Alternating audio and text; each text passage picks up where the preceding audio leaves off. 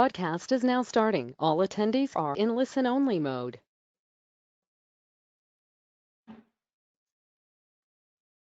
Hello everyone, welcome to today's webinar that is brought to you by Siksha.com and Massey University, New Zealand. Today's webinar topic is the impact of COVID-19 and Massey University's ability to provide study opportunities in this environment. Before starting up with the presentation, I would like to introduce you to the panelists from the university. So we have Professor Dr. Jens Müeller from Massey Business School. Professor Dr. Jens Müeller blends 30 years of corporate executive leadership with MBA teaching worldwide. He is a member of the MNZM Order of Merit and the editor of 6 books about governance and global strategy. Our second panelist today is Ms. Linda Oostenrijk. She is the International Recruitment Coordinator, Office of Global Engagement at Massey University. Linda has 31 years experience in the international recruitment, 11 years of those working at the university in her native New Zealand, in the International Recruitment Department. She is responsible for India market, amongst others.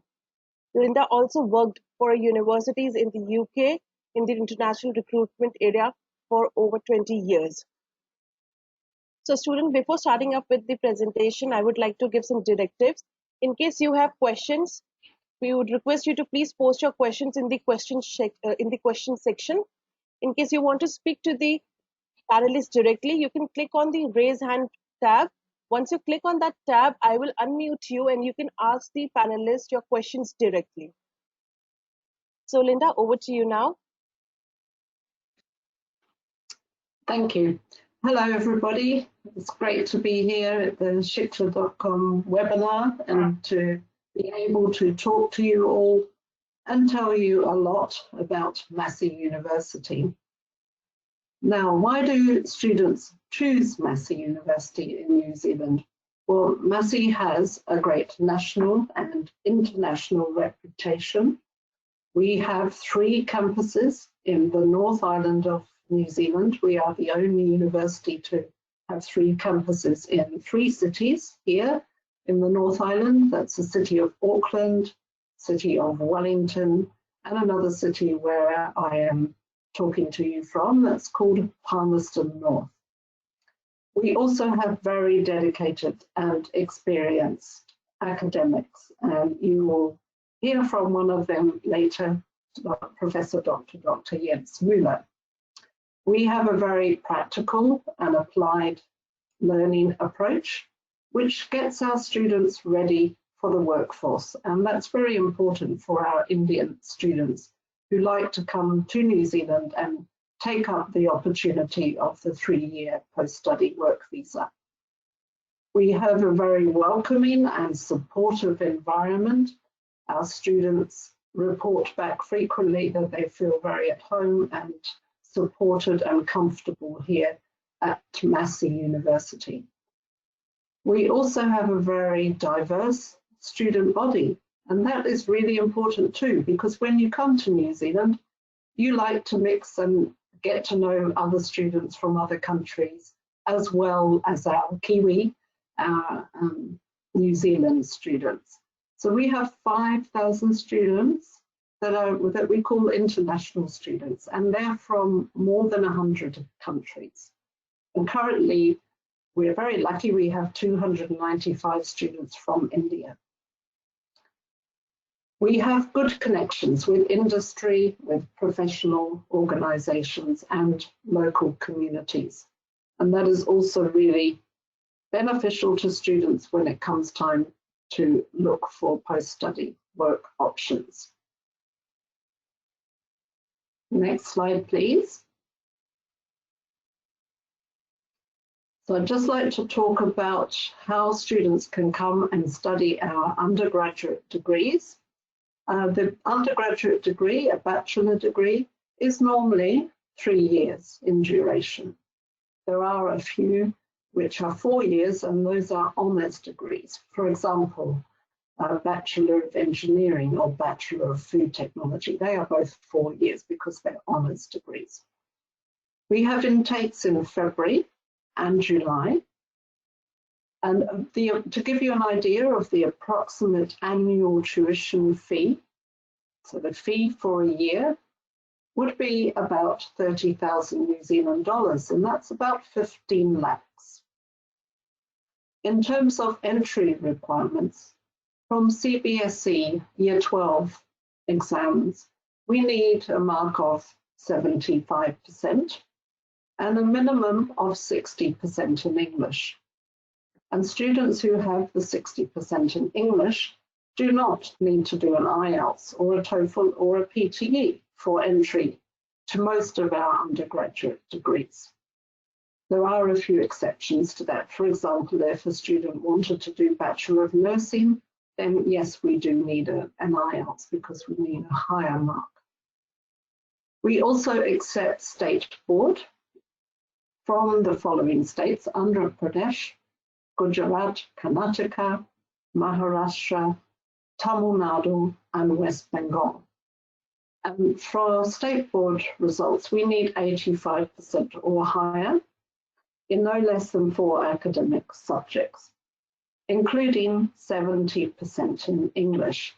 And again, the same applies. If a student with a state board mark of 70% in English, those students do not need to do an IELTS or a TOEFL or a PTE normally to get an offer.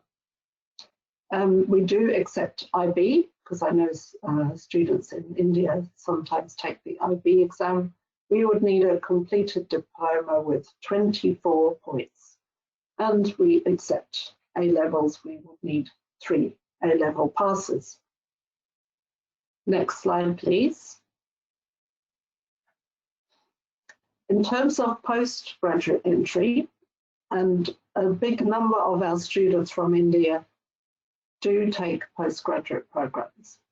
We have 2 intakes, February and July. But for example, for MBA, and you'll hear about the MBA from Professor Dr. Jens Müller later, we also have an additional intake. So we offer 3 intakes for the MBA, February, July, and October. The average annual tuition fee for a postgraduate degree would be between $30,730 to $39,670. So that's a range of between 15 and 20 lakhs per 120 credits. And this is what students usually do. Over 2 terms, they are studying 120 credits. There is a wide range of options for postgraduate diplomas, and postgraduate diplomas are only 1 year in duration. Our master's degree are 1 year or 1.5 or 2 years. That depends on the program as to the length of your study at master's level. For the entry requirements, for most business postgraduate degrees, we would need an undergraduate degree, of course, a completed one, but it can be in any discipline. So it usually does not have to be in business. For science degrees, humanities, creative arts, and health, normally in those situations, we do need a relevant undergraduate degree. For the English language requirements, we would need IELTS 6.5, each band 6, or we accept TOEFL, IBT, and that would be 90, with 20 in writing, or alternatively PTE, and we would need 58 overall and 50 for the communicative skills. Next slide, please. Thank you. So let's just talk and reflect briefly on how Massey is responding to the current situation with COVID-19.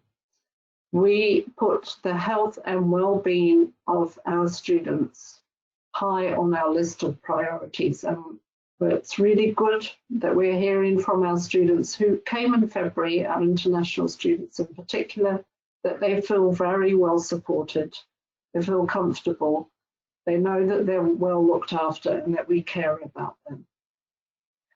Our teaching, exams and assessments are continuing as normal. And in terms of accommodation, which we have on our campuses in Auckland and Palmerston North, students have been able to stay in our accommodation during the current lockdown from which we have just exited. So students have been well looked after in their accommodation as well. Next slide, please. So if we just focus a bit on the teaching exams, we provide online learning to our students who have not been able to come to campus during lockdown. Now, Massey has about 60 years experience of teaching by distance. So this is why it was a seamless transition for our students. Their studies were not interrupted. We were just able, instead of teaching them in the classroom on campus, we were immediately able to switch to teaching them remotely by distance. We have very good platforms to present and to teach by distance, very established platforms because of our long history of teaching that way. We have online supervised exams, time-constrained assessments, and exam marking considerations as well. Next slide, please. The accommodation that I just mentioned, there's a picture here of our Auckland accommodation. Now we have very high quality accommodation on our Auckland campus and in Palmerston North as well.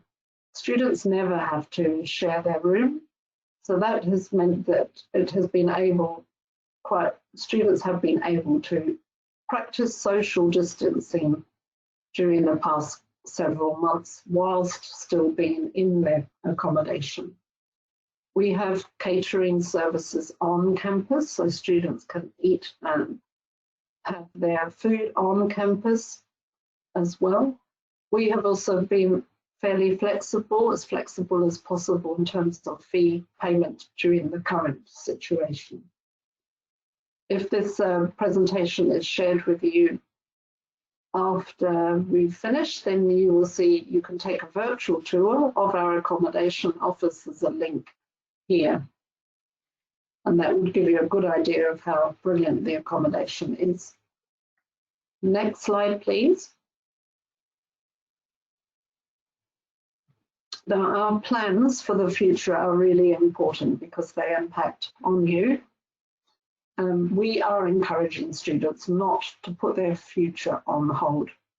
So for the July students, we will be able to teach them when they start in July remotely by distance in India initially, because at the moment it's not possible for students to come to New Zealand because of border restrictions, and these border restrictions are in place in other countries as well. So for July, it need not be a problem. Our students will just start their study as normal, and then once it's possible to come on campus, once the border restrictions have eased and travel restrictions have eased as well, then students can come and continue their studies on campus here. For those students who want to start in July and have an offer, we have an excellent incentive. This is only for Indian students and only for those who start in July. We are offering a study award, a scholarship. It's a value of 5,000 New Zealand dollars. That's about 2.5 lakhs. And this award will be given to students based on academic merit. So we'll look at the results from undergraduate study or high school and determine which students will get the study award. And it's not even necessary to apply or submit a scholarship application. We do all the work and we advise the lucky students of their award. We've also implemented a new English language online acceptance, so we now accept IELTS indicator and TOEFL online tests, because we know that it hasn't been possible for students in lockdown to take IELTS or TOEFL as they normally would, and that's why we're very happy to accept their online IELTS or TOEFL results. Next slide, please. Now, it's always a question that I'm asked, whether we have scholarships, and we most certainly do. And here is a list of the scholarships that we offer at Massey. I've already talked about the India Study Award for students who start in July. Additionally, we have for our MBA, we have inbuilt scholarships. So again, no need to apply, but we award these to anybody who has a high mark in their undergraduate degree, and we give $2,000 reduction on the fee. That's about 1 lakh. And then there's another $2,000 available for anybody who has 5 or more years work experience, and another $2,000 for anybody who has an undergraduate and master's degree. Within our School of Food, we have a scholarship which is for undergraduate students. During the first year of their study, there's a possibility of a scholarship, and that's the value of $3,000. That's about 1.5 lakhs. And that's for food technology bachelor degree students or engineering students. Then another scholarship that we have is called the Massey Masterate Scholarship. That's for anybody who's studying a degree that contains a fair component of research. So if, for example, somebody is doing a Master of Science or Master of Design, those are very much research-focused master's degrees, and there is a possibility of a scholarship. And the value of that is 15,000 New Zealand dollars. That's about 7 lakhs. Then a PhD scholarship. Now, these are very competitive. So a student would need an offer for PhD to be able to apply for the scholarship, and there's a short application to fill in. The value is 25,000 New Zealand dollars. Now, that's about 12 lakhs each year. PhD study is usually 3 or 4 years full time. So this amount of money would pay for both the tuition fee, which is very low here in New Zealand for PhD, and the living expenses. So you can see why this is a very competitive scholarship. It's awarded to the very best students. Other scholarships that we will be announcing soon in the next few months are within our College of Humanities and Social Sciences, our College of Creative Arts, and the Business School. And the value of these scholarships is $5,000 per year, about 2.5 lakhs. And for any of these scholarships, there is a short application form to be completed, and we award scholarships on the basis of academic merit. Okay, I've now come to the end of my presentation. If there are any questions at this stage, I'd be happy to take those and talk about any questions, or you could wait until the very end after Jens Müller has spoken and then post your questions in the chat box. Yeah, Linda, we have quite a few questions with us. I'm going to take Okay, the questions good. from you. Yeah, please go ahead. Just give me a minute. I'll just put the questions.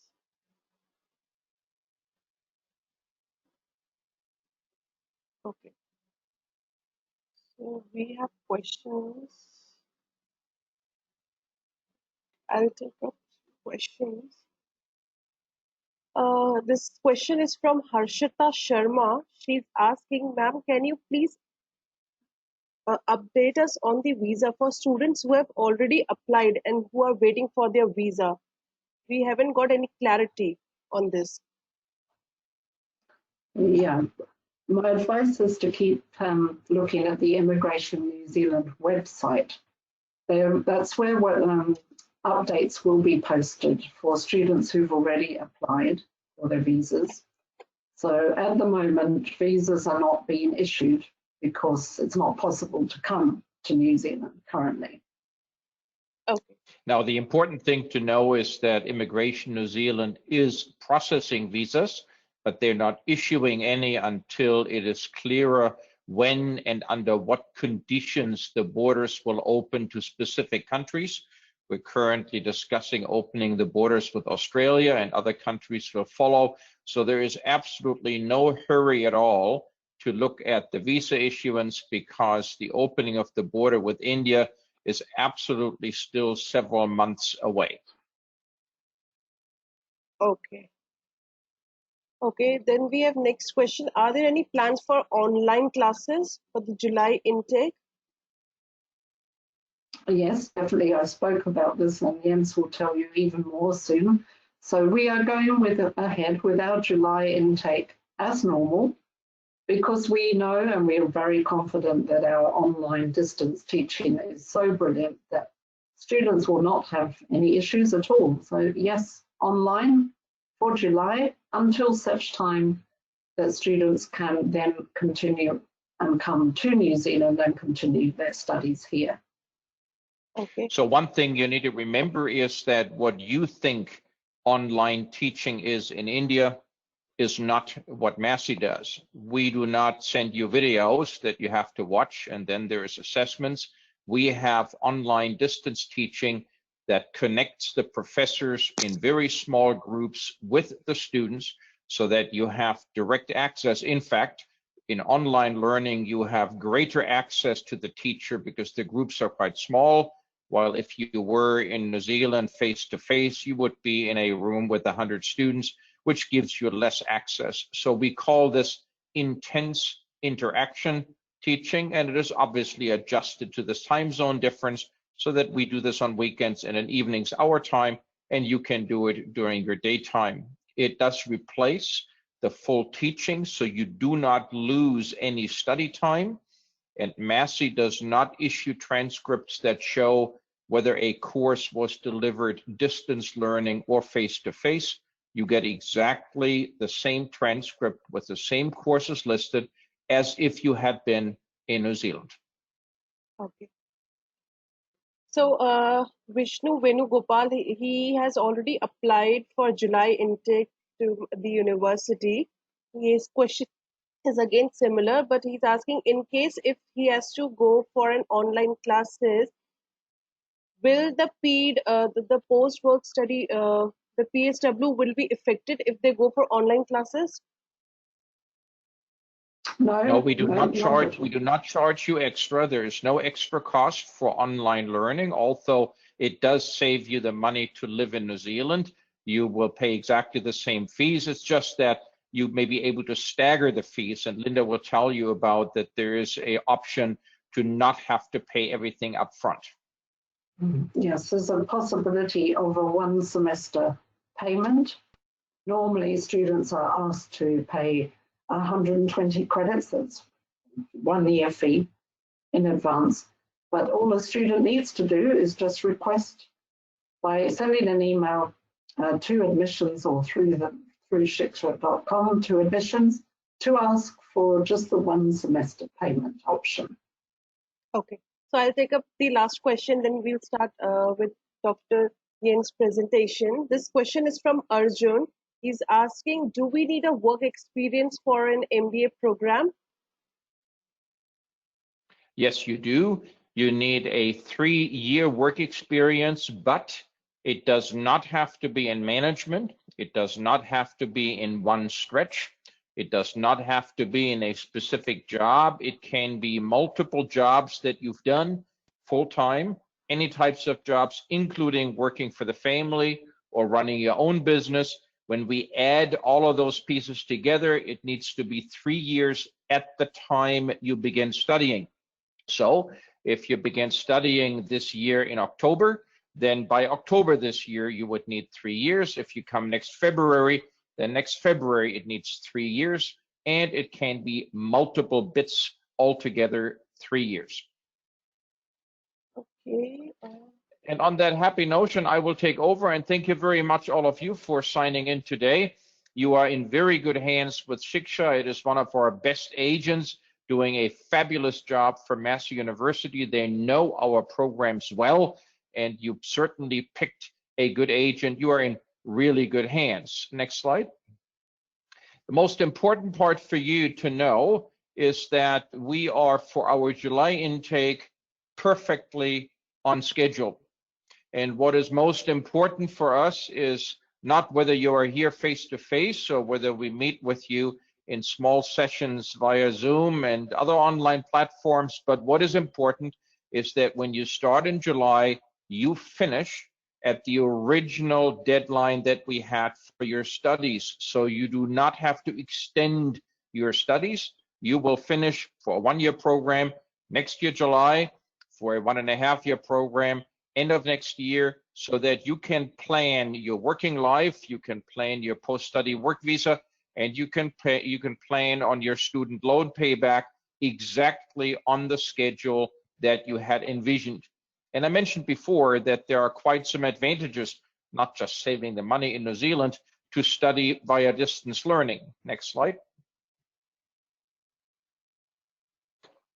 The first part is that, like Linda had said before, Massey was originally started as a distance university many, many years ago, decades ago, and we are very good at that. We're the only university in New Zealand that can seamlessly teach pretty much everything online. The only thing where we have problems is our pilot school, because the pilots actually have to fly in airplanes, so we haven't figured that out yet, but pretty much everyone else is very well served with distance learning.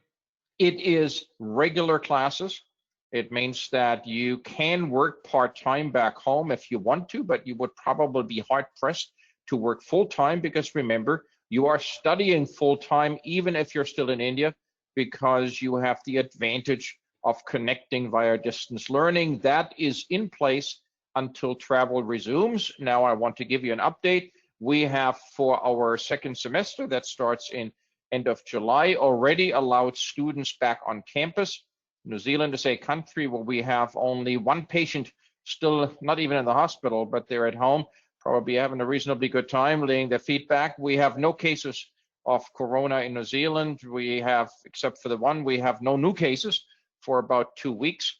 And so we have started to take students back beginning the next semester in July. We will have small student group tuition, the smaller tutorials in face-to-face mode. Only the large groups we do by online learning in the second semester, because when we have 100 people in a room and we have to put them 1 seat free and 1 seat free and 1 row free, we needed rooms for 800 people and we don't have that big rooms. So for large classes, it is online. For smaller classes, it is already back to face-to-face. And that means that once travel resumes, people from India can easily join us back and fit right in. Next slide. I want to talk to you about 2 programs that might be interesting for those of you who believe that being a generalist is important. And that is important mainly because if you are someone who wants to work in New Zealand and then get residence ultimately, you need to be able to find a skilled job. That is the requirement to get residency after your studies. It is much easier in New Zealand to find a skilled job in a general discipline than if you're very specialized. And the reason is that New Zealand has 97% of very small companies, 20 to 25 people. They make good money, they pay good wages, but they're not the large firms that you know in India, where you need specialization to work in a specialized department. In a smaller firm, everybody helps everybody out. So having general skills, more than one, is important.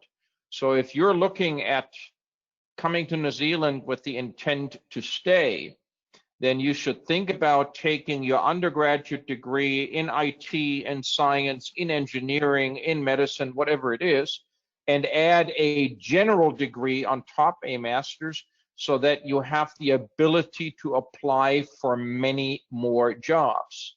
There are always more jobs available for generally trained people than there are for specially trained people.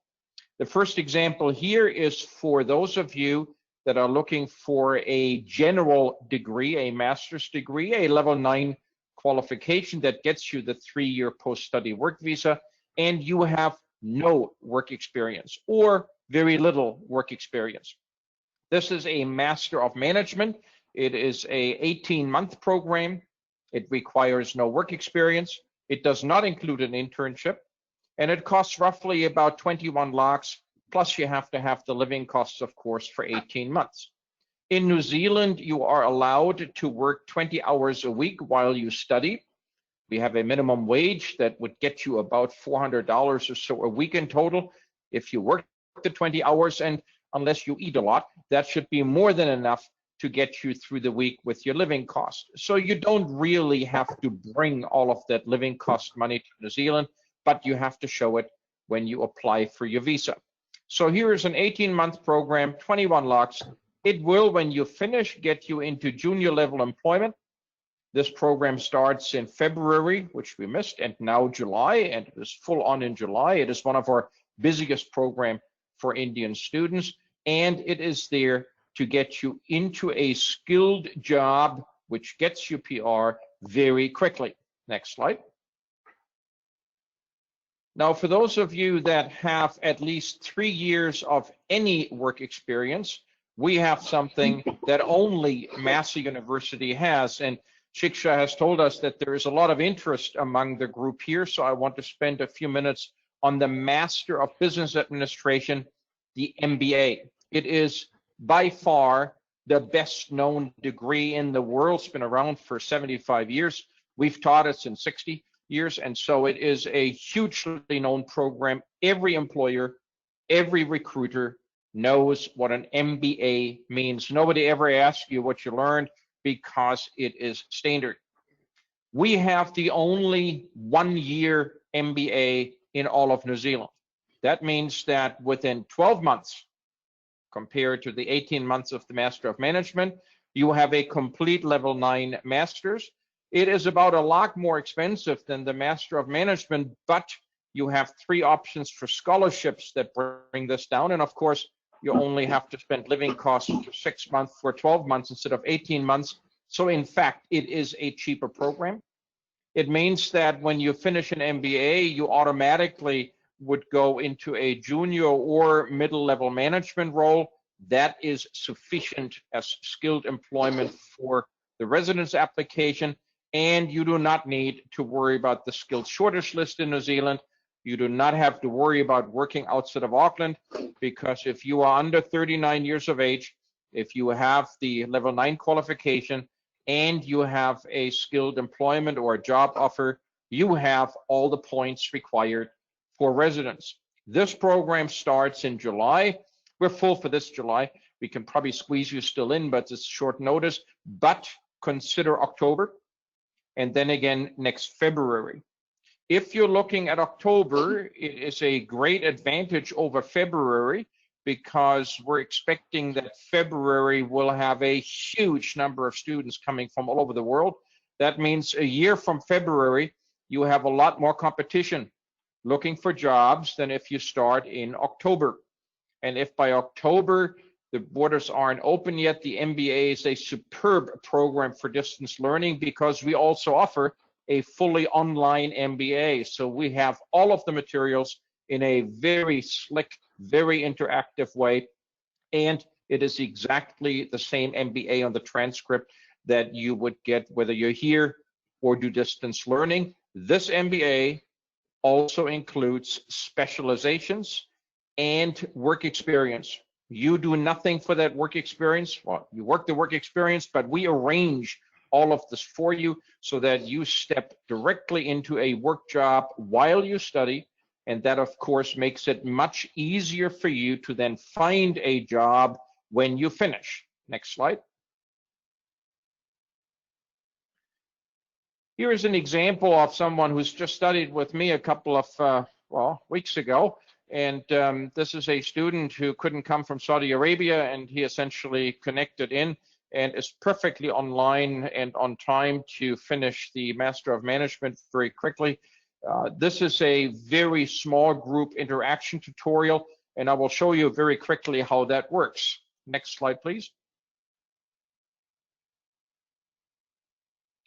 So when our courses start online initially, then we will operate all bachelor, all masters, all diploma degrees from July on. 20th of July is when our semester starts, both online and face-to-face. People in New Zealand will start with the smaller class groups face-to-face, the larger ones online, even in New Zealand. And of course, you then join those groups if you are not in New Zealand for the July intake that operates absolutely perfectly. And we expect that borders open before the end of the year, but we can't guess the lotto numbers, right? So we can't really tell you whether that's going to happen. You have to keep an eye on the news, but you will certainly, for several months starting in July, a small portion of your total study have intense interaction online delivery. For the MBA, it is not just February and July, but it's also October. So those of you with the qualifying work experience by October, you should consider enrolling in October rather than next year, February. Next slide, please. Here's an example from a couple of days ago, the 2nd of June, which was, I guess, just this week, a couple of days ago.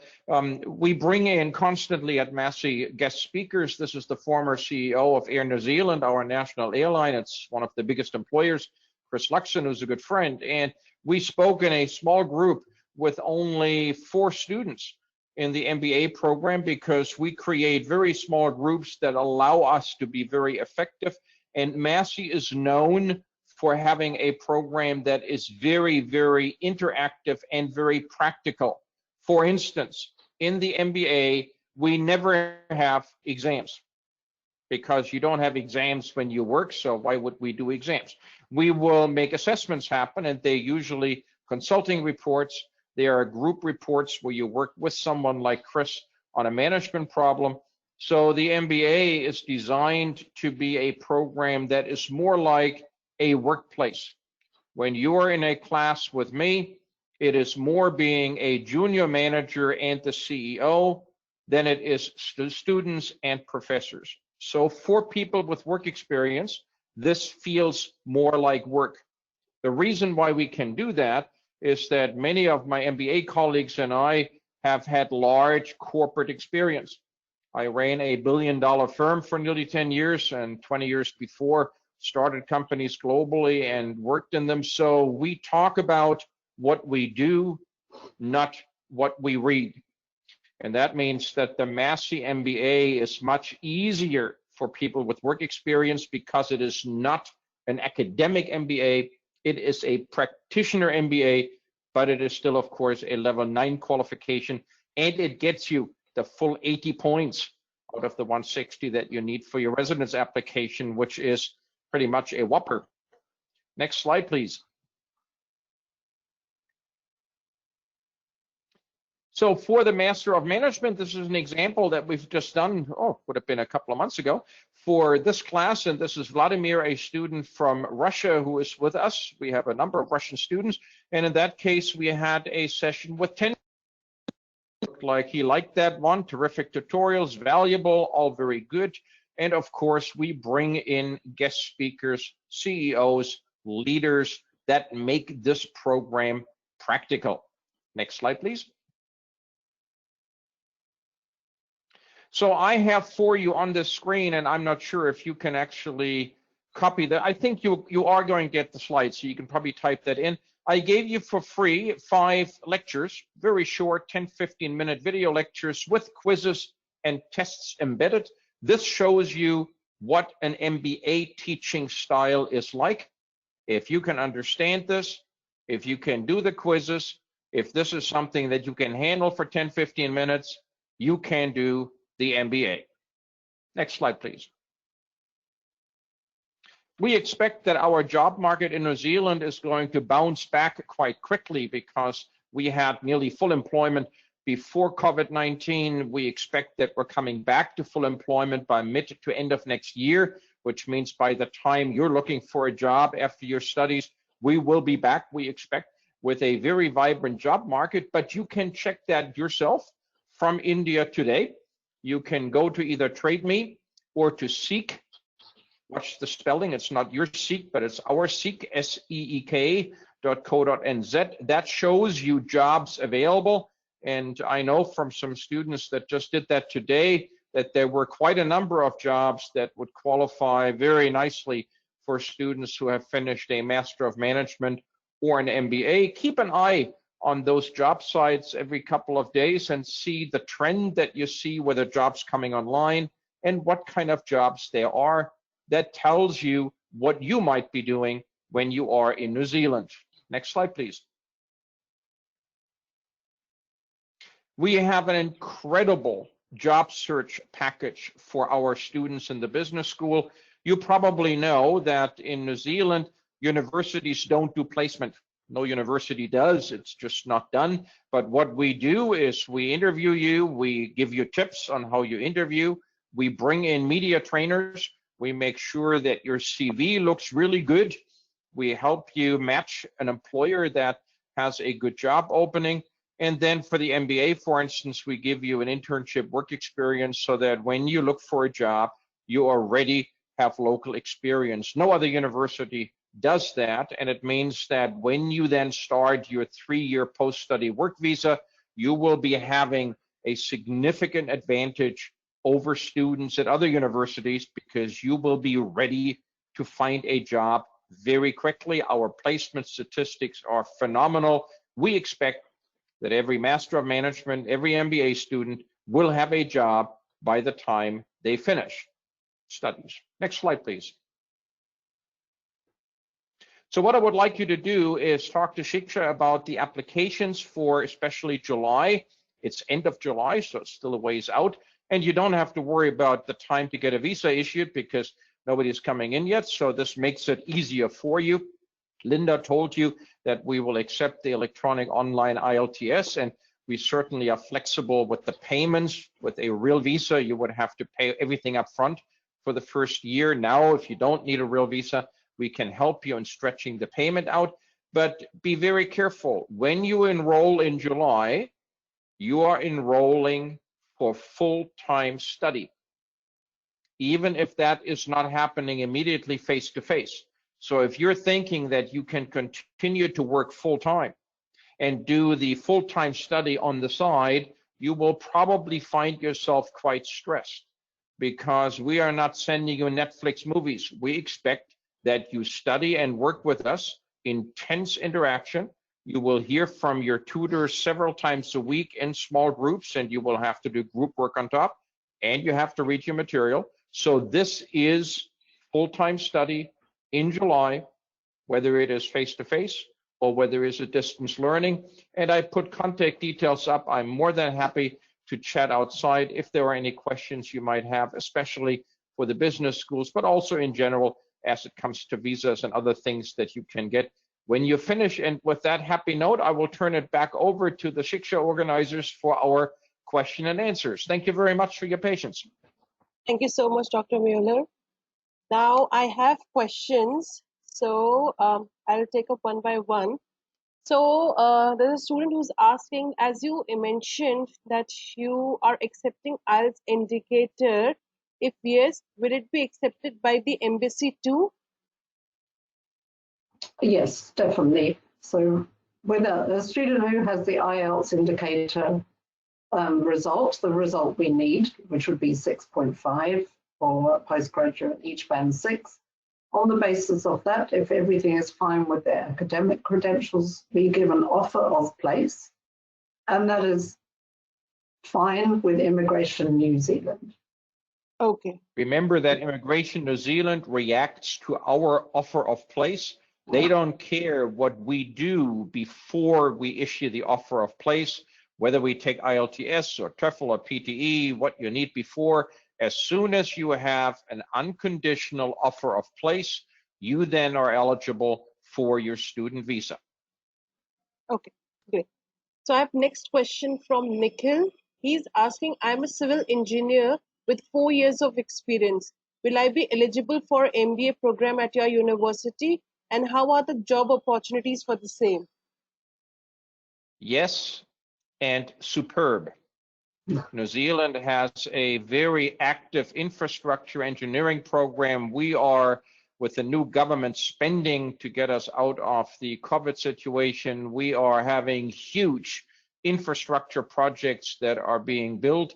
We also are a country of huge net migration into New Zealand. Everybody wants to be here. We have the happiest cow. We have the happiest sheeps. We have no corona. We are just happy people here. So all of those people that come from overseas who want to live in New Zealand need to have houses. They need to have kids going to school. So building, construction, and infrastructure is a huge job. And on top of that, we have a skills shortage list that is specific for infrastructure and building, construction, engineering. So you would be a very hot property. You need 3 years. If you have 4 years, you're in. Great. Okay, so we have next question. Students asking, how many subjects students have to study in online module? You do exactly the number of modules that you would otherwise do face-to-face. There is no difference between the study load because you will finish at the originally scheduled time, even if in the first couple of months you would be going to university via long distance learning. So you would do your 1 or 2 courses a semester, sometimes 3. It depends on what your normal load would be. We make sure that you take sufficient courses so that you finish on time. But remember, we do not do part-time study. You can't be a little bit pregnant. Either you study or you don't. So when you do long distance study with us, you study full-time. Now, obviously, we don't have a regulation that you can only work 20 hours of work in India. So I would assume that some of you will be working more, which is fine with us. There's no rule against that. But you have to make sure that you take your study seriously. It is full-time study. Okay, I have next question from Jitain. He's asking, what are the options for students having 15 years of experience for getting jobs and chances of getting PR? Brilliant. Well, first of all, if you have 15 years of experience, you get scholarship for the MBA because you have more than 5 years, which is a scholarship level. You can then possibly also get scholarship for a very high score if you're undergraduate, if you have that. And if you happen to have another master's you've done in the meantime because you were bored and you were trying to be special, then we will give you a scholarship for that as well. But when you come with work experience, then in many cases in India with 15 years, you would have skilled work experience, and skilled work experience is transferable to New Zealand. It has to be in an area where it is useful in New Zealand, but skilled work experience usually is. So you would probably go to the first rank on the queue in order to get a job because employers like people with work experience, because then you don't have to train them on everything. They already know how to work. Okay. So now we'll take some live questions from students. Student, you can click on the raise hand tab and I will unmute you and you can ask your question directly to the panelist. So I will start with Swan Jha. Swan, I am unmuting you. You can ask your question to the panelist directly. Hi, this is Swan. I have a question for Masters in Public Health. I want to do a Masters in Public Health, and I wanted to know if I go for a July intake, and it is a 2 years program. So will I be entitled for the work extension? Because I am going for online classes from July. Okay. Now, Massey used to have the Master of Public Health available to international students. Unfortunately, we no longer offer that program. An alternative, if you have work experience more than 3 years, is I would recommend Yes, I do. You do? Well, that's really good. So I would recommend the MBA, because then after completing the MBA, you could enter into a position at a middle management type position in the health service area. Well, we really want you, because in New Zealand, the government provides for all of the health care.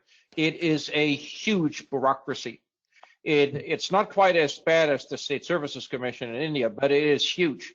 And that means that when you come with health experience, whether it's clinical or not, and you add a MBA, for instance, then you would immediately be sucked up into the huge machinery of healthcare business in New Zealand. We probably have 10 non-clinicians for every clinician. I'm not sure that's very smart, but it means there are a lot of jobs. And for your second part, it makes absolutely no difference if you do a one-year MBA and you have done courses upfront online. You will still get a 3-year post-study work visa. It is an open visa, and I know that somebody will ask in a minute whether you can bring your partners and family, and the answer is that yes, for the 3-year post-study work visa, after you do a master's qualification, you can bring partners who will get a full work visa, and you can bring dependent children. Thank you. Okay. You're welcome. Okay. Who's next? Take next question from Arjun. Arjun, I'm unmuting you. You can ask your question to the panelists. Hello, Arjun. Can you hear us?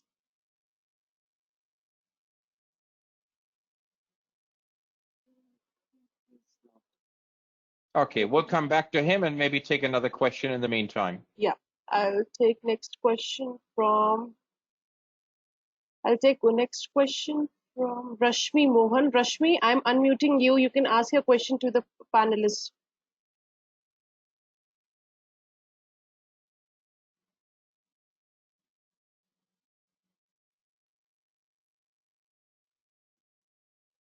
Maybe the alternative is, if you can hear us, that you type it into the chat box and then we can read it out. That way you get your question in and we don't lose track of you.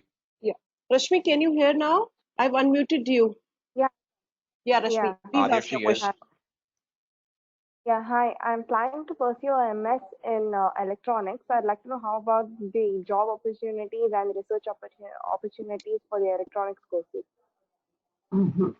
We have 1-year Master of Engineering Studies with electronics as a major. So if your undergraduate degree is in that area, then that 1 year is a, so that's a perfect fit. Very good. So, and it is only 1 year of study, 120 credit masters. And students who've studied our engineering program are usually successful in finding jobs in various areas in New Zealand. A lot of our agricultural industry here is automated. So students find jobs within the agricultural sector, for example, or other related industries.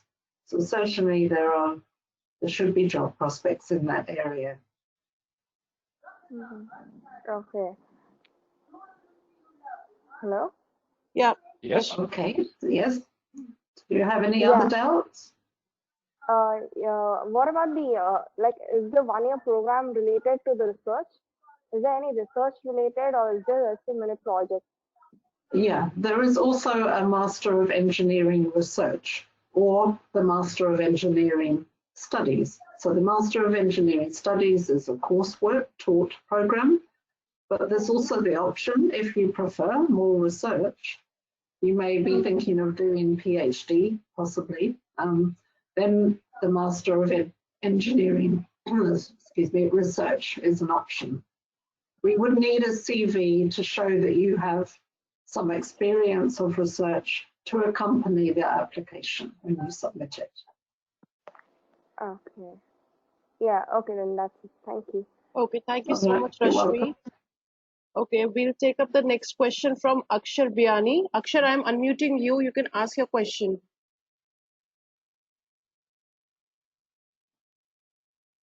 Akshar, I think you have self-muted yourself. Please unmute yourself and you can ask your question. Okay, am I audible now? Yeah. Yes, perfect. Yeah. Hi, sir. Hi, ma'am. I have Hi. actually a professional. I have around 15 years of experience, and I'm looking for pursuing MBA. Maybe the next course down. So how should I target? What are the target areas where I can get job after that? Well, the important part to think about is that an MBA is by its design a generalist degree. That means you can work in any sector, you can work in any industry, you can work in firms large and small or the government. With an MBA, you are the most flexible job seeker that there is because you have the highest level qualification and you're able to show that because in your MBA you have a large number of topics that you touched on, you with your work experience and your undergraduate degree are qualified to take on many different roles. Most of our MBAs either go into middle-level management in smaller firms or go into junior management in large firms. Some also get together and form their own firms, but they do that after they have their PR because you must be in employment in New Zealand in order to get PR. So you have superb opportunities, and if you have that long work experience, then not only would you be quite appealing in New Zealand as an employee, but you also get scholarship for that MBA, and you probably will find the MBA quite easy to manage because with good work experience, you have good work habits, and our MBA is more like work than it is study. Right. Thank you so much. You're Thank welcome, you so sir. much, Now, Akshay. you asked for the next intakes. The next intake that we can practically put you in, unless you're really, really fast, and Shiksha would have to work really hard, we can get you in for end of July. Otherwise, you would start at the end of October. It's actually the first weekend of November, and that would then give you a head start on everybody else, and you would finish in October 2021, and you would then have a job in October 21.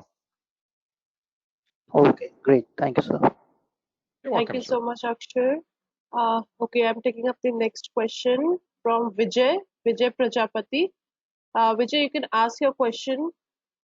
Again, I think you have also self-muted yourself. Yeah, Vijay, you can ask your Now question. I'm here. Yeah. Yes, sir. I have done my engineering in bachelor's in mechanical degree in 2015, and then after I prepare for GATE examination, that is the India's National Institution Examination. I cleared that exam for 2 times and then took my admission in master degree in one of the India's national institute. And after 1 year of completion that program, I have some family problem, my father's health issue, so I left from there. And then I handle our business, family business. And now I wanted to settle down abroad, abroad. So, is there any chance to me to take any courses in master degree? How many years have you worked in your family's business in total? About 1.5 years. Sir. Okay, good. So you would then do two things. If you wanted to come relatively soon, like this July or in February, you would do the Master of Management. You would need only an undergraduate degree, which you have. You would need an IELTS of 6.5, no band under 6, and that's all you would need for the Master of Management. That means that in 18 months, you then have a well-rounded master's degree on top of your undergraduate degree, plus your work experience from India, plus the part-time work experience that you have while you study. That means when you finish by the end of 2021, if you come in July, you would be quite employable in New Zealand. Yes, sir. Thank you, sir. Okay. Thank you so much, Vijay. Okay, I'll take up some questions just students have posted. I have one question from Radhesham. He's asking, he's written that I have 15 years experience as a JCB machine for dealer. My education is double graduate means BSc in 2001 and BE mechanical engineering 2015. Am I eligible for MBA course? Absolutely. You have an undergraduate, that's what we need. You have work experience, that's what we need. So just running through the list of 4 things you need for the MBA. For all of you that are listening, you need an undergraduate degree. The score usually has to be well over 50. It depends on what school in India you go to. And Shiksha has a list that will tell you what you need in terms of your score. You need 3 years work experience anywhere. The more the better, but 3 is the minimum. You need a IELTS of 6.5, no band under 6, and you need a CV so that we can see how long you have worked and where.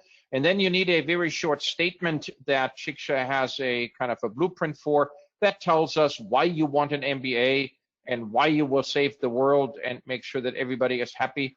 And when you do all of that, which is quite easy, then you're in. You do not need a GMAT. You do not need a master's degree. You do not need any specific undergraduate degree. Any undergraduate qualification is acceptable, and nearly all of our MBA students are not business students. They are from any discipline, many engineers, many IT people, many people in health, many people in professional qualifications. They come to become managers and leaders. And the fastest way into a job in New Zealand is the MBA. Okay, great. Okay, we have another question from Rashmi. She's asking, can the paper published in UG degree be considered as research experience for MS?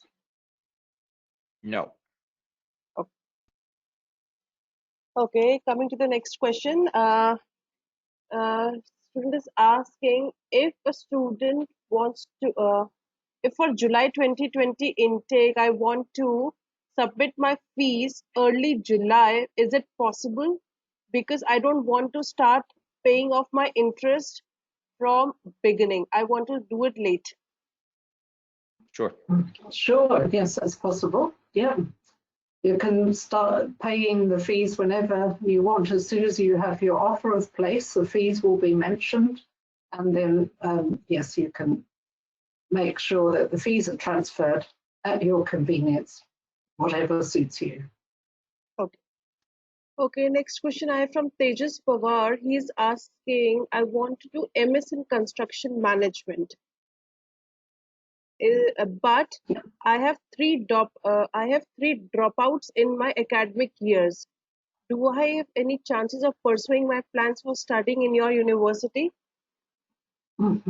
Okay, so if there are like backlogs, if that's what you're referring to, then we normally look at your last year of study, and if there's one backlog, that may be okay.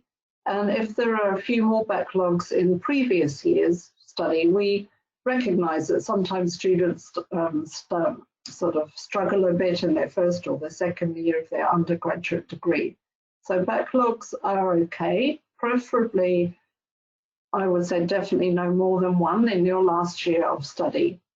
And our Master of Construction is an excellent program to undertake. It is only 1 year of study. There is huge demand in New Zealand for people to work in our construction industry in the project management area, and that is one major that we have within construction project management. So anybody who has a civil engineering degree or an architecture undergraduate degree can come to that program. Okay. So I have next question from Renis Gandhi. She's asking that I have done BE in EC in 2016. I have 3 years of experience. Out of 3 years, 1 year experience is with ISRO. So you have any space industry related course in your university? Well, you would do an MBA. MBA. Yeah, absolutely. You fit perfectly in. Absolutely no question. You're welcome, and you can start in either late July, but if that's too tight for you, then you start in late October, November. Okay. Okay. Yes, I have more questions coming in. We have next question from Arjun that is there any way the university is going to help us with our visa process? Any guidance shared by the university in our visa process? Okay, so that's quite simple. Until we know, and until Immigration New Zealand knows when there will be travel possible, they are not in a hurry to issue visas because they don't know when you're going to come and you don't know when you're going to come. So you will hear from Immigration New Zealand through the agent. Shiksha is on a list where Education New Zealand with Immigration New Zealand will tell them when they know that visa travel is possible again.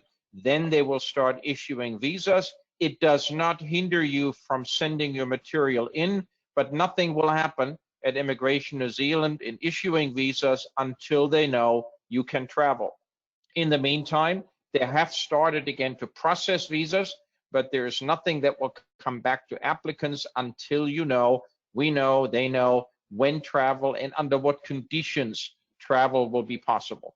So don't worry about that. You can enroll, you can start, and then if you have all of the requirements met for the visa, which is essentially the unconditional offer from us, you need to have your money together, and of course you need to be of good health and character, then you will get a visa. And university students very, very rarely see a application for a visa rejected because you come already with good qualifications, and therefore there really isn't a reason for Immigration New Zealand to not issue a visa. Okay. So I'll take up the last question, just asked by Jitain. He's asking, as Dr. Mueller stated that a candidate with 15 years of work experience is eligible for a scholarship, what would be the scholarship amount in my case? Because he also have 15 years of work experience. So there are 3 scholarships for the MBA. They're very easy. They're all just about 1 lakh, and the whole program is only 23 lakhs. So you're coming down towards 20 lakhs for the program. The first one is a high A- undergraduate score. And the way we calculate that is that Shiksha will tell you what from your university you need as a minimum. And if you have 10% more, that's scholarship. We need 3 years of work experience, but if you have 5 years, that's scholarship. And if you have any master's degree, not a postgraduate diploma, but another master's degree in any topic, that's scholarship. All 3 scholarships can be combined, and you do not have to apply for those. We assess them automatically when you apply, but you must apply early when you are suitable for scholarship, because they come on a first come, first serve basis. Like right now for the October intake, we still have some scholarships, but not very many left because other students have already enrolled. So if you know that you have a good undergraduate score, you have 5 years and more work experience, and you have a master's degree or any of those 3, apply early and secure your 1 lakh each scholarship. Okay. Okay, I'll take a few more questions. There are coming. So this question is being asked by Herleen. She's asking, does the university provide MBA in aviation? We have a master's degree in aviation. That's for students who, for example, have an aeronautical engineering undergraduate degree or an aviation-related undergraduate degree. Okay. Yeah. If you are looking at a master's degree and you have an interest in aviation, you need to remember that New Zealand is a 1 airline country. We have many airlines that fly here, but in New Zealand, our airline business is quite small. Remember that we only in the whole country have less than 5 million people. So that's like Gorgon. So when you think about what you would do in New Zealand, is that if you have an interest in aviation, for instance, airport management, or that you might want to be in logistics or travel or people movement, you are much better off with a master's degree in management, because the business side of the aeronautics engineering or aviation management side is a very narrow scope, not many jobs available. but with an MBA, of course, or a Master of Management, you can still work in that sector, but you would be much safer because many other jobs would work for you too. Okay. Okay, I have a question regarding aeronautical course only now. So the student is asking, I read somewhere that the aeronautical course provided by Massey University is being compared with Embry-Riddle University, Aeronautical University. I just wanted to know, if I apply for this course at Massey University, what would be my job opportunities after completing the course? Mm-hmm. We just talked about that. Yes, yeah. So it's basically enhancing your aviation career. So these are very narrow focused, as my colleague Jens Müller has mentioned. The jobs in the aviation industry that are specifically related to aviation is quite a narrow field. You would normally do a aviation master's if you are a commercial pilot and you wanted to move into management and you want to stay with an airline. You would do it if you want to leave New Zealand and work somewhere else where there is more air business. We don't have much aviation traffic. For example, in New Zealand, we only have 3 real airports in the whole country. And then we have another 10, 12 that are quite small. I live in a town and Linda lives in a town where we have an airport, but you could sit in the middle of the runway and have a long breakfast and no plane would ever come and chase you away. So it is not a very busy aviation country. And my suggestion would be you carefully think about, if your priority is to remain in New Zealand with a good job that gets you PR, then boxing yourself into a very narrow niche where there are very few jobs is just not very smart. Okay, I have one question from the student. She's an offer holder from the university. She's saying that I have an offer for MS in Construction Project Management, and that is for July 2020, but I have deferred it for February 21 now. So I have a new offer to place for February 21. So when should I pay my fees? Mm-hmm. About November time, October. So fees, you can either go ahead and apply for your visa when it's possible to do so. Under normal circumstances, students would apply for their visa in principle in October and then pay the fees after getting the visa approval, or the other way around, pay the fees in October and then go ahead and apply for the visa. So that's normal, normal circumstances, yeah. Okay, students, so we have come to the end of the session. Is there anything, students, you want to ask? You can please send your queries, or you want to ask right now, you can do that.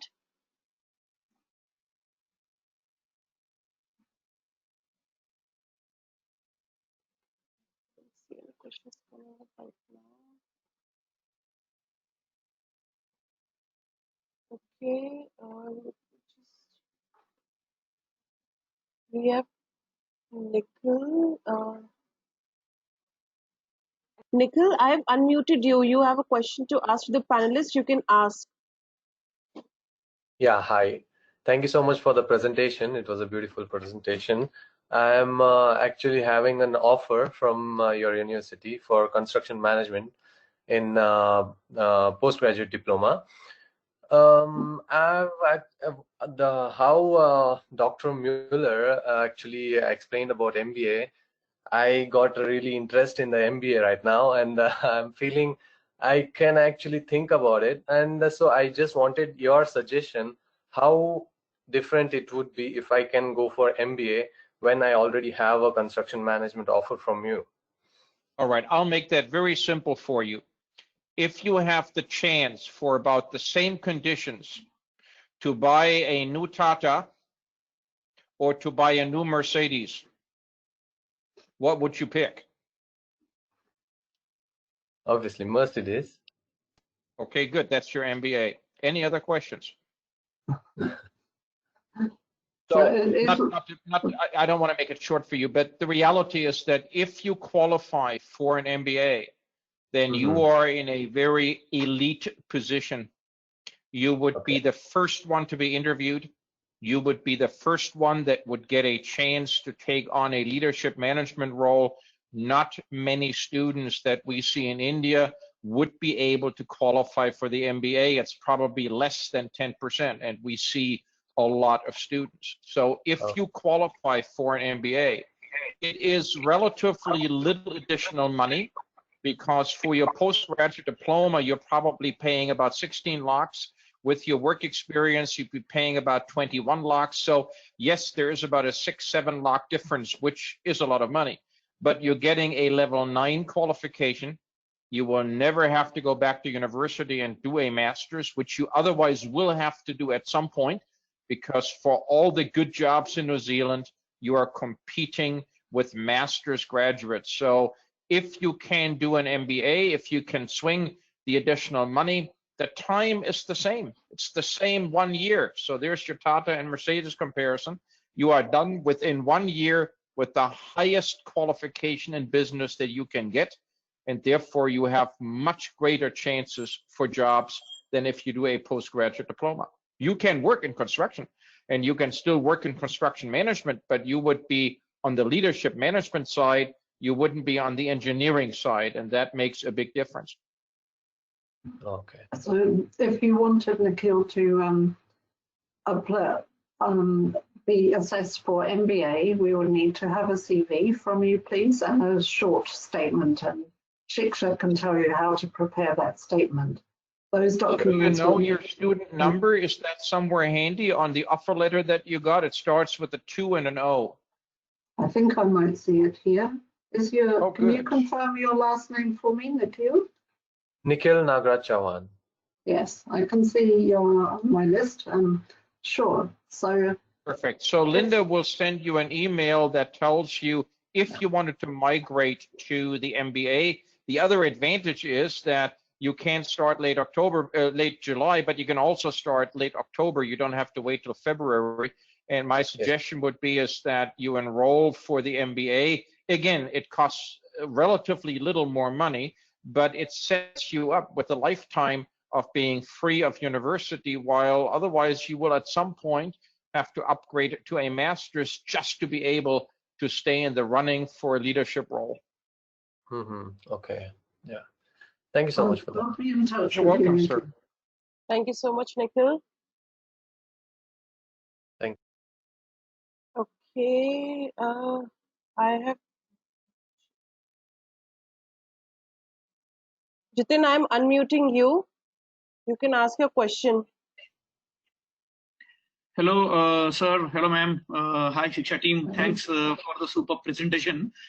Sir, I have some certain questions. The reason behind that is I have got a 15 years plus experience. So I need to be double assured before I take a decision, because everything is depend on that, my career and my family and all.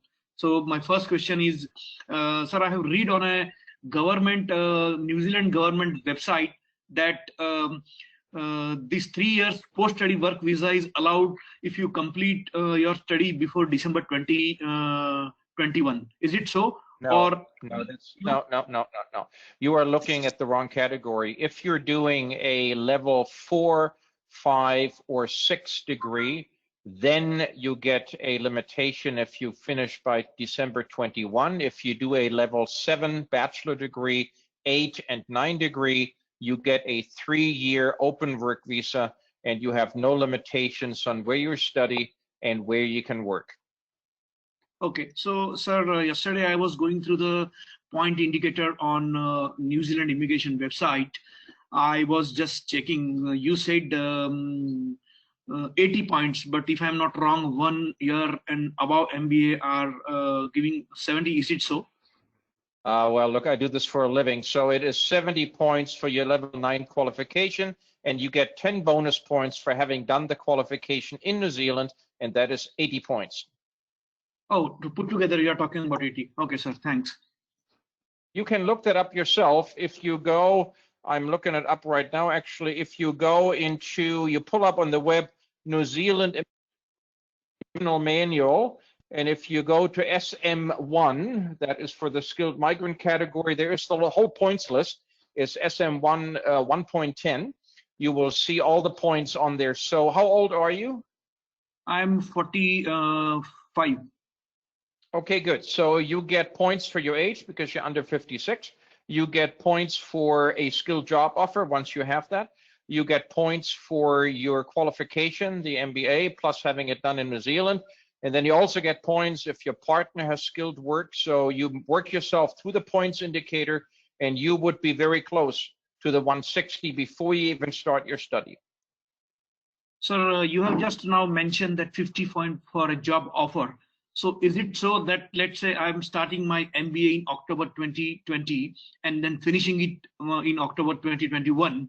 Let's say after finishing off my MBA, I'm getting an offer which is paying me around 60,000 New Zealand dollars per annum. Is it enough? Like, will I get that 50 point even on the basis of an offer letter, or I should be into employment? If you look at the rules, and you seem to be someone who finds the rules, then you will see that the 50 points are for either having skilled employment in New Zealand or having a job offer for skilled employment in New Zealand.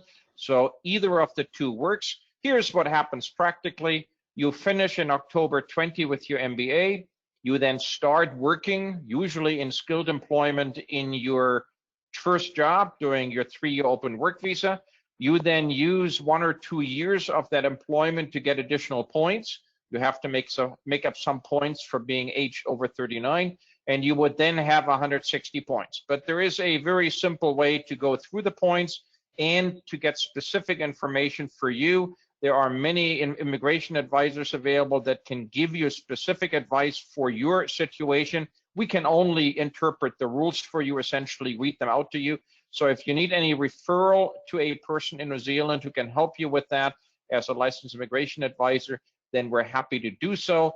But if you have your work as skilled employment immediately after your MBA, which is what we expect, then you would either have or would be very close to the 160 points you need. Remember, you do not need more than 160 points. It does not get you any additional advantages. You will be drawn every 2 weeks from a pool of applicants. If you have 160 points, if you have 200 points or 161 points, it makes no difference whatsoever. That way you want 160 and you're done. Okay. Can I claim point for experience in India as well? Absolutely, but some requirements apply. If you need some advice there, you should ask an advisor. The experience in India, if it's skilled experience, has to be experienced to the same standard as we would see in New Zealand, and you would have to be qualified for that experience. So if you worked in a skilled employment in New Zealand, in India, and you were qualified for that, then those additional years will be added to the skilled employment years you would have in New Zealand, and that would give you additional points. Okay, sir. Thank you very much, sir. Thanks a lot for giving answer to so many questions. Thank you so much. That's perfectly fine. That's what we're here for. Okay, I think now we have no more questions coming in. Yes, I have a question again from Brenis. Brenis, I am unmuting you. You ask your question directly to the panelist. Brenis, you have clicked on self-mute. Please unmute yourself and you can ask your question to the panelist directly.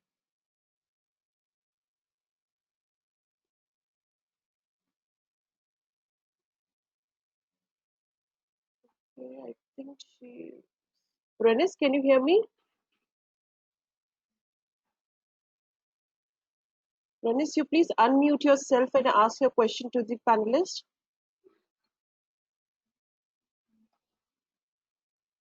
Okay, she cannot hear me, she's saying.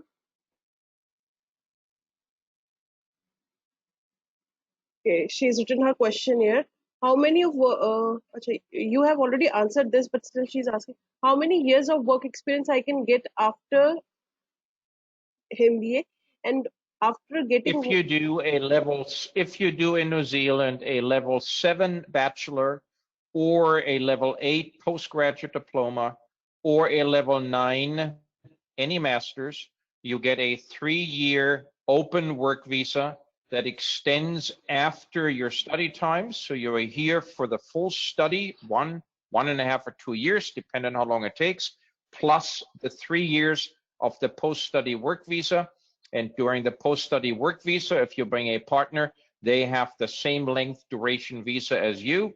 And you then have a total of 3 years time to either find a skilled job, to work in a skilled job, and to then accumulate points for residency if you want to stay in New Zealand. Okay. She's also asking, after getting the work permit, what are the possibilities to get PR? Okay, that's a simple rule, and that obviously applies differently to everybody depending on your personal circumstances. For the most average person, after you have obtained PR, which means that during the 3 years of your post-study work visa, you have enough points for PR. And we just went through that if you're under 39 years of age and you have a skilled job offer and you have a master's degree in New Zealand, you have 160 points, but then you have variations on that. Once you have a residence visa, that means you have permanent residency. After 2 years, you can apply for permanent residency. That means you no longer have any travel restrictions. You can move in and out of the country as if you were a citizen. And after a total of 5 years of residency in New Zealand and having been resident in New Zealand, you can apply for citizenship. And once you have citizenship, you can bugger off to Australia because we have no visa rules between New Zealand and Australia. And you can then do Sydney, Melbourne, Brisbane, all the big towns. So when you come and study and work in New Zealand, we give you 2 countries for the price of 1. Okay, I'll take up the last question now. The student wants to talk to you, Dr. Mueller. I'll just unmute. Tapan, I have unmuted you. You can ask your question to the panelist. Tapan, you're self-muted. Please unmute yourself and you can ask the question. Yeah, hi, good morning, everybody. My question is, with the current COVID-19 scenario, the big global economies are right now on a shutdown mode, right? So what do you expect, like in the coming 1.5, 2 years? Where do you see the economies and the job prospects for us? In New Zealand? Well, I'm not selling lotto tickets because I can't really give you detailed answers there, but let me just walk you through where New Zealand was before COVID and where we think we're going. New Zealand is a country that exports 97% of its food. We are one of the very few countries in the world that have more food than we can eat, which means that our exports are always strong because everybody else is starving. They need food and we sell it. So we had nearly full employment before COVID. We had under 4% unemployment. That means essentially before COVID, anyone in New Zealand who wanted a job would find a job. We now obviously have higher unemployment. We have a huge government stimulus program.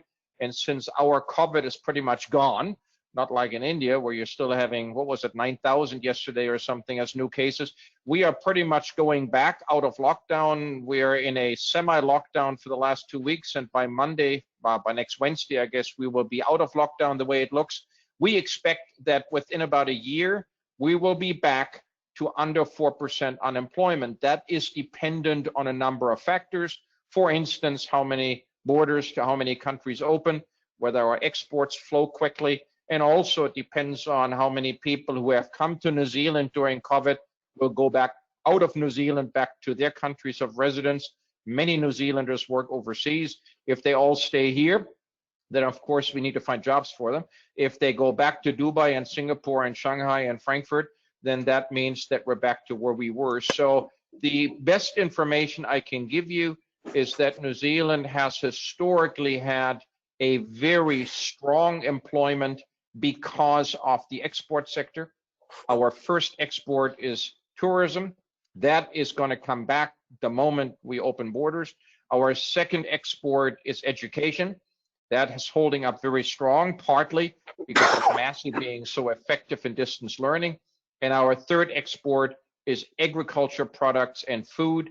And you can see that there is enormous profitability in all 3 of those sectors. So we expect that we will be bouncing pretty quickly back into full employment. Remember, when it comes to your winter time, which unless you're up in Kashmir or in Delhi probably doesn't mean much to you, but when you come to winter in about October, November, we have summer season. We have the biggest season here. That means that our tourism will pick up, and we will probably bounce back to a very strong economy by early 2021. So by the time you're finished in end of 21 or early 22, we expect that we're back to normal. Okay. Thank you. Okay. So keep an eye on the job market. Keep an eye on the job sites that we put into the presentation. Seek, SEEK.co.nz, SEEK. That means that you can follow yourself what kind of jobs come online. And a really good indication is when you see that the job wanted ads are starting up and companies are putting more feelers out for employment. That's always a good sign. So I would say, if I were you, every 2 or 3 weeks, I would go and seek and see how many new jobs in your area of interest have come online. And then you know firsthand what the employment situation in New Zealand looks like. Okay. Thank you so much, Dr. Mueller. Thank you so much, Linda, for taking out time today. I know we have almost 30 minutes over the board, but thank you so much for taking us the questions. And I hope students, you must have got your answers. In case you want to get in touch with the university, you can get in touch with the university through Siksha. You can contact us. You can get in touch with the Siksha counselors here, and they will get in touch with the university for you. Thank you so much, Doctor. Thank you so much, Linda, for taking out time. Anything else? Namaste and have a wonderful day. Bye-bye. Bye-bye. Take care. Bye-bye. Thank you, everybody. Bye-bye. Thank you.